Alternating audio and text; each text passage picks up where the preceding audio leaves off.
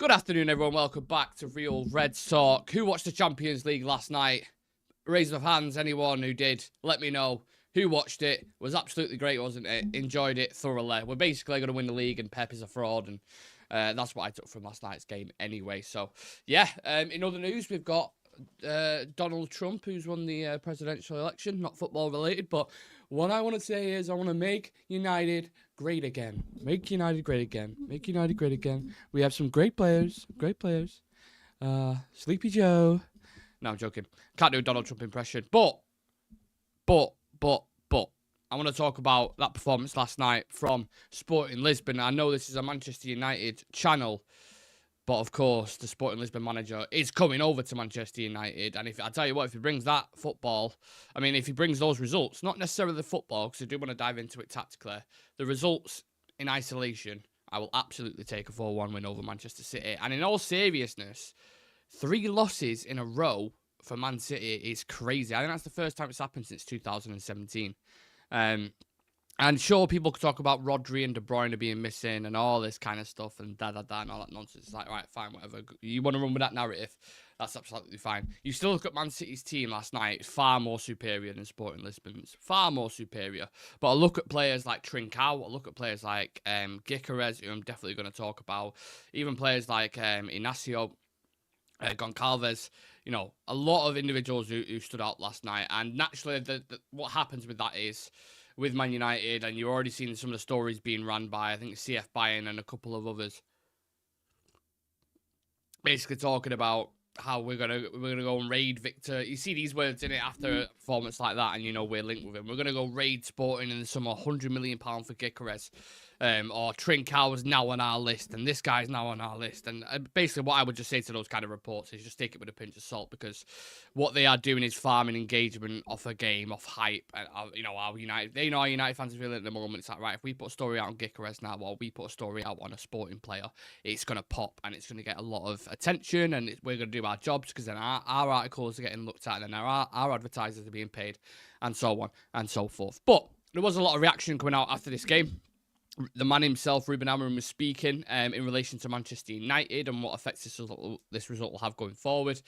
And he said, what I can tell you is that this doesn't mean anything in particular for United. Don't take anything from this. We cannot transport one reality to another.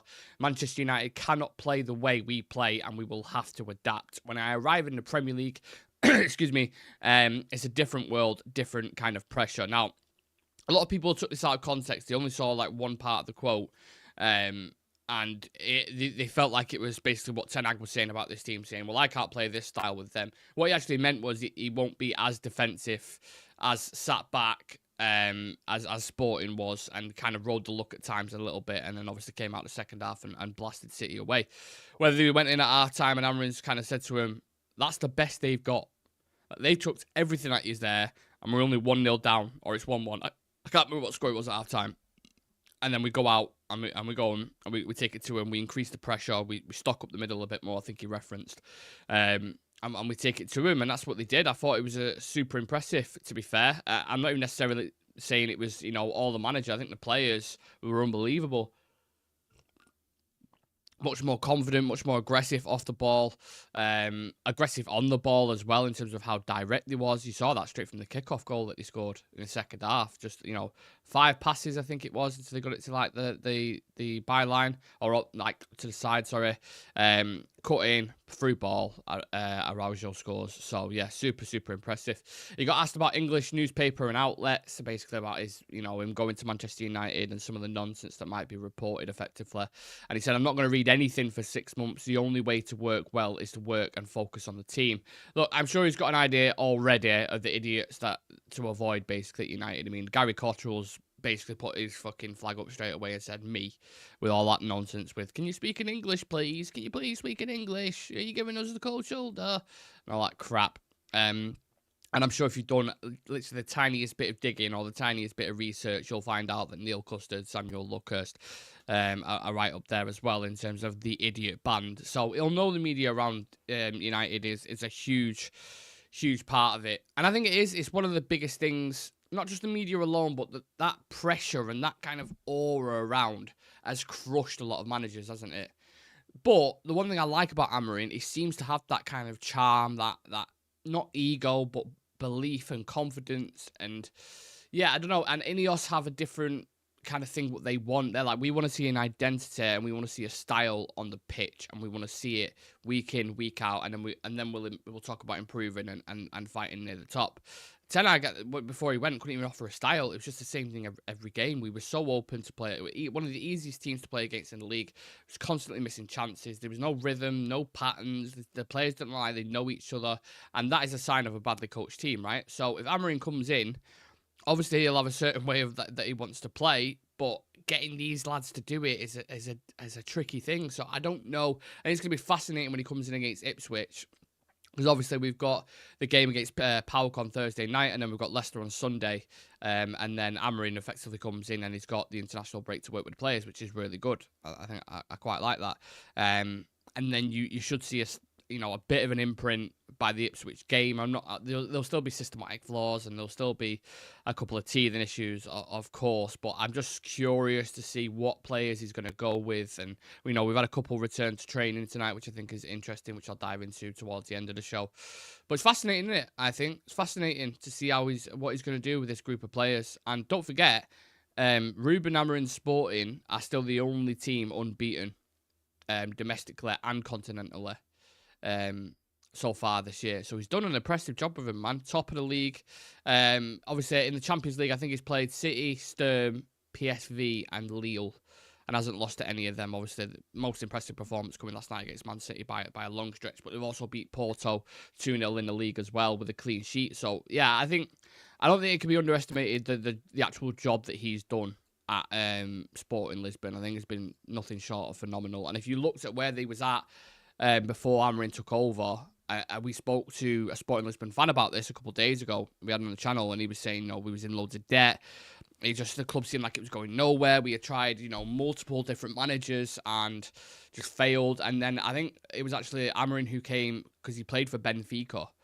And then they paid his release clause at Braga, I think, which was 10 million, which is quite a lot for a manager from Braga. So there was some, not a lot of people were convinced with Amorim at the start. And I think maybe he might have the same thing at United. Maybe he might come, he might not realise how big it is. It might be a bit of an adjustment period. People who are running out of patience at United anyway might be like, I'm not sure. I'm not sure on this guy. We'll have to, So he'll have some hurdles to deal with for sure. But I think the difference is now with Ineos. One, this is their guy, so the pressure's on them. Two, he's going to be a head coach figure, and they're going to take care of all the operations upstairs. So that takes a bit more pressure off him. And we're 14th in the league. How much worse can you get than that? All you have to do is get a couple of wins, and you go into the top half of the table, and that's a bit of pressure off you instantly. It's almost like not a given, but you can see like his platforms get a bit of confidence. Even the games that he's got when he first comes in, like I said, Ipswich are yet to get a win in the league. I'm not saying what you would think Manchester United should get a result there. And I'm excited. I'm not too far out. Well, we are far out, to be fair, because we do have the international break. But I'm saying from him coaching the team and getting the styles and methods, etc. James McGregor in the chat saying, easy, Nick. They're just trying to get a lucky jump on a story, aren't they? Yep, that's how they work. Shreyas saying, how are we doing, everyone? Big up, Shreyas. Unhappy after 4-1 win against City. Amorim's mentality is solid. Brandon in the chat as well. Big up to Brandon. Nice to see you there, mate. Great show that with Mr. Francesca, insight from a genuine sporting fan. Yeah, it was lovely, wasn't it? Yeah, I really, really enjoyed that. And I love doing shows like that. We're going to try to do more stuff, I think. I just like interviewing people in general. It's kind of like my thing. So, yeah. We'll stick with Ruben Amorim at the moment. I do want to talk about Leny Yoro and the squad, the training squad for the PAOK game on Thursday night as well. And then there's a couple of other little bits in terms of I want to speak about Gyökeres. Rio Ferdinand said on Amorim last night, if I'm sitting here as one of the players, I'm thinking, why isn't he coming tomorrow? But I don't want to get too carried away like he did with Ole Gunnar Solskjaer, basically.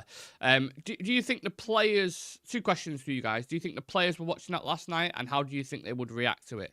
Would they be getting carried away? Would they... Naturally, if you're a player, I don't know, let's just... Any example, let's say you're Garnacho. Are you sat there watching that last night, and you're like, interesting. Are you picking out certain bits like, yeah, I could play in that role. I could be one of the inside forwards. Maybe you'll utilise me as a wing back. How will I do in that position when I come up against some of the bigger teams? Yeah, I think that's You'd have to be, right, if you was one of the players. You'd have to be like kind of micro-analysing everything that's going on in the game and how, you know, egotistically, not egotistically, yeah, maybe it is a little bit, but just seeing how would I fit into this setup and system and team, what will be my role, because I think it's an open floor at the minute when he comes in. I have an idea of maybe who he might play. I think you might see Yoro in that back three. You might see Lisandro and Delit in that back three. Onana, potentially Kobe Mainu and Ugarte in the midfield. And then the front three and the wing backs is where I'm looking at, and I'm like, I don't know. I think probably Rasmus will be main number 9. It was just them wing backs and those inside forwards. Could you? No, I don't know. I think Majari could do a really good job at wing back. I think you could put him anywhere. I know we played him as a 10, and people were gonna chuck that back at me, but I think in normal areas, majority of areas, he could do a really good job. He's just one of those players, and he's like a proper modern footballer. So, interesting. Please do smash like the video if you're just joining and subscribe to the channel. We are currently on 7,369. Make United great again. Make United great again. Ruben Amorim, top coach. Great guy. Sleepy Joe Biden. Make United great again. I think the players will have the same mindset in the sense they hold all the power, and if they don't like what Amorim's doing in 18 months, they'll down tools again. I don't know. I think it's going to be different this time. Remember me saying this and quote this. 11 minutes into the show, it's the 6th of November. Timestamp this because I'll probably come back to it and be crying about United that we've fucked up yet another manager. But fingers crossed, lads. That's what I'm going with. Pep Guardiola on facing Ruben Amorim last night. Listen to this quote. It's a bit salty, isn't it? We will face them 2 times in the Premier League and maybe the FA Cup. In the Champions League, it is not possible. Very salty. Getting a little dig in there. Unhappy with the result. Probably thought that Amorim was lucky in the first half because City was all over him, to be fair. The first 20-30 minutes, I felt like he probably should have got something, or they should have been 2-3-0 up easier. But it didn't happen, and you lost the game, Pep, so unlucky, mate. And then on the flip side of things, Ruben Amorim, very praiseworthy of Pep, saying he's so much better than me at the moment, but I believe a lot in my newest club. We will start, we will start from a lower level. Maybe I can say that, and we will improve the team, the club. Let's see. Letting them play football, giving them like too much space, time on the ball, giving up. I think you look at their first goal, they get a turnover, and then obviously Phil Foden punishes them. But that was like a theme for the full first half. And they just didn't seem switched on at all. And like I said, I feel like they probably went in at half-time and Amorim just went, lads, that's the best they've got. They give us everything here and we're 1-0 down. And we have hit them on the counter-attack a couple of times. You know, we can get at them. That's what City are one of those teams where on the counter-attack, you can hurt them. You've seen it multiple times. Look at all the results in the past 3 games. Spurs, Bournemouth, even games before that. Like, they are susceptible at the back. Really susceptible. So, yeah. Look, we'll see what happens. I mean, if he does that again and replicates it in the Premier League and beats Man City 4-1, I don't think anyone will give a fuck how he does it, as long as we get the result. Realistically, innit, where we're at the moment, if you go and beat Man City 4-1, no one will give a fuck how you do it. They really won't. I just thought what Sporting Sam said about big wages and not performing or training right is a vital necessity as soon as he lands there. Ineos will back him. They'll give him everything. And speaking of Ineos backing him and giving him everything, Victor Gyökeres, however you pronounce it, I don't know. He's Greek. These numbers against City: 7 passes complete, 5 shots, 3 goals scored, an XG of 2.41. Obviously scored a hat trick, and you know the best striker on the pitch, really. And with a pitch that had Erling Haaland on there. Really impressed by his performance last night. I hadn't watched Gyökeres properly. I've seen bits. I've seen highlight reels, basically, like the majority of people. I've seen bits on YouTube, seen bits for Sweden. We had a Coventry fan on last year when we played them in the FA Cup, and he was speaking to us about him as well, how good he is. So I've heard bits, I've seen bits and bobs, but last night I had a proper look at him and Trincao, and both of them really impressed me. I think Trincao, just as a runner, my God, he can cause some problems, can't he? Those kind of players I like, but just Gyökeres in general, I don't know if it was obviously a bit underwhelming, the finish on the first one when he tries to chip it. I mean, Edison's way too experienced for that. But then the finish, I can't remember if it was his second goal or the first goal where he hits it into the ground and it goes over the keeper in 6 years' time. Do you know what I mean? Because I think Gyökeres like, what, 26, 27, something around the likes of that. I know Rasmus has similar qualities in terms of channel running, physicality, strength, all these kind of things, but he's just not got that ruthless finishing yet. And obviously doesn't get provided enough service either as a striker. I think that's another major, major issue. But Gyökeres is certainly an interesting one. How I feel about going back to another club to then raid their players. Ten Hag comes in, we take Lissandro, we take Anthony, you know what I mean? Like, it has that similar feel to it, doesn't it? So I'm not a fan of it personally. But yeah. What if Amorim brings Arsenal tattoo guy as well? I don't know. Actually, McMillan, I don't know what you're referencing there. Can you elaborate, please, brother? I was thinking of another guy then. What if Amorim brings Arsenal tattoo guy as well? Yeah, I don't get it. I don't get it. Please do explain. Sorry. I feel like that's just gone right over my head. Right over my head. But yeah, Gyökeres, guys, would you take him? Yes or no? I believe he's got a pretty expensive release clause, hasn't he? Is it 100 mil? Let's find out. Gyökeres release clause. 100 million euros, so 83 million pound is how much it's going to cost. But in fairness, for top-level strikers nowadays in Europe, who a lot of clubs are after, you're probably going to pay that. And they'll probably get more because I've heard Arsenal have been interested. There's been loads of clubs. And it's not guaranteed that he won't come to United just because Amorim's there. One thing I will say, though, is, and again, this is something that Sporting Sam told us, absolutely nuts. Top player. I'd definitely be having a look at him. 1,000,000%. Right, I'll talk about Leny Yoro in a moment. I'm just going to go back to the comments. Two-part question for you, Nick, Shreyas, and Jivy as well. How successful has this wing-back style been in the Prem previously, and would Gyökeres do well when Garnacho wouldn't feed him? Yeah, to be honest, that would be a concern, innit?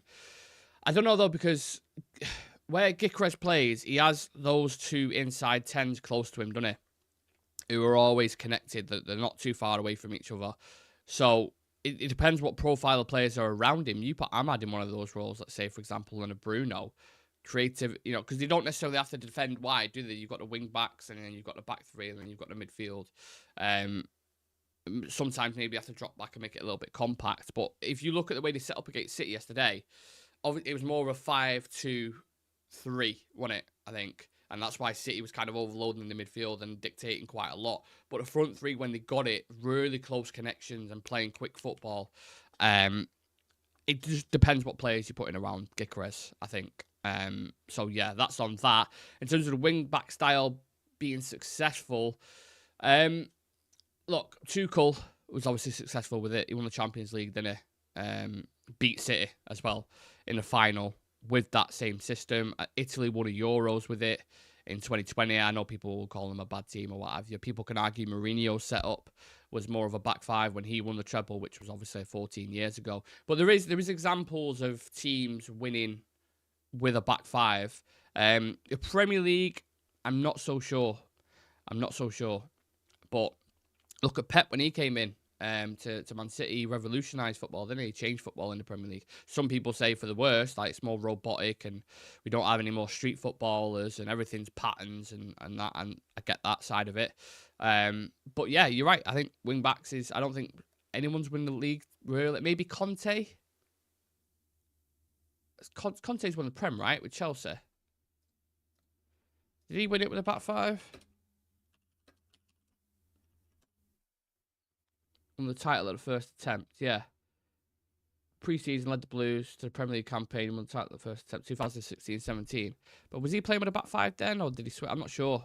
I'd have to get the specifics on that. Shumland has an Arsenal tattoo, Sporting sentiment and captain. Oh, right, okay. Sorry, McMillan. Yeah, that just went straight over my head. Apologies about that. Ahmad and Bruno Eriksson could do well there too. Yeah, for sure. For sure, I think so. I think what he's going to do is, I don't think you're going to see any significant changes in the first week. He'll identify the squad. He'll have a look at them in training. He'll see what roles they're capable of playing, and then we'll start seeing. And that's the exciting journey, isn't it? Because we're going from watching stale football under Ten Hag, where everyone's just getting annoyed with like the consistent problems and errors that we can all see. None of us have our UEFA, B licenses, but we can all see these systematic flaws, and he won't change anything. Amorim's coming in now, and he's got a fresh perspective, a fresh style. He's a young manager. Yeah. I want to see how his ideas work. And, you know, he's going to be feeling positive because Yoro is back in training as well. So Yoro's not actually played a competitive game under Erik ten Hag, obviously featured in pre-season. But he's now back in full training with the first team as of today. Very excited to see him play. Romano reported as well today that Amorim's excited to work with him. How he got that information, I have no idea. But I think Yoro could potentially have a mega season, if I'm honest, if he stays fit. Because don't forget, touch wood, everyone, if you can at the minute, not that kind of wood. Touch wood, he manages to stay fit, and because his injury was similar to Sandro Martinez, and Martinez had a setback. I'm just praying he doesn't have another setback as well. So, yeah, if he could stay fit, I think it's going to be pivotal in that back five on the right-hand side. If you know Leny Yoro's qualities, what he's good at, defensively, 1v1, he's got that recovery pace. He's really good on the ball. He's got those long limbs where you can get back and you can get that slide tackle in. So I think he'll shoot that down to the ground. I really, really do. And I don't know if anyone saw the clip from United's training session where they welcomed him back, and they're all in a like a tunnel thing. I don't know if anyone used to play that back in the day. We had on the cages when we used to play football, we had red arse, which was like heads and volleys, and you play up to 10. What a game that was, by the way, red arse. What a game. People call it differently across the country, innit? So depending on where you're from, you might not even heard of it if you're not from England and you're watching. But basically, it was heads and volleys. So you can hit it on a half bounce, or you can hit it on the full volley. I can't believe I'm explaining red arse. But you hit it on a half bounce, or you hit it on the volley, or you can head it in. That's the only methods of scoring, right? If it goes wide twice, I think you rotate and you go in net. Or if it goes over once, you go in net. So you do that until you get to 10. And if you concede the 10th goal, you go in net for the penalties, and all 4 of your mates take a penalty against you. And obviously, if they score that goal, you have to then turn around and they blast the ball at your ass, basically. That's how red arse works. I don't know if anyone's heard of that before. But what a game. What a game. I don't even know why I'm saying... Yeah, so, and they had another game called Tunnel of Death, basically, which sounds a lot worse than what it is. I don't know, actually, because it is quite painful. But similar thing where you have a game and you do all that kind of stuff, and then you've got to go through a tunnel of your mates where they're just kicking you and punching you, basically. That's the Tunnel of Death. So it wasn't... I went around the houses there about it. That wasn't what Leny Yoro did. They welcomed him, but they didn't all kick shit out of him going through this tunnel. They all welcomed him. He was like, way, and he was like patting him on the back, and as he goes through, and I just thought it was nice. A nice welcoming. But yeah, unbelievable. I remember playing red arse once, right? Just slightly going off on a tangent. And in my work, because I used to work at a place called Kick Air, which is a trampoline park, but they have a football side as well. So 9 times out of 10, when it was quiet and no one was in, 5 of us would go and have a game of red arse on the nets that they had in the other side of the thing. Really good, getting paid to play red arse. It was great, incredible.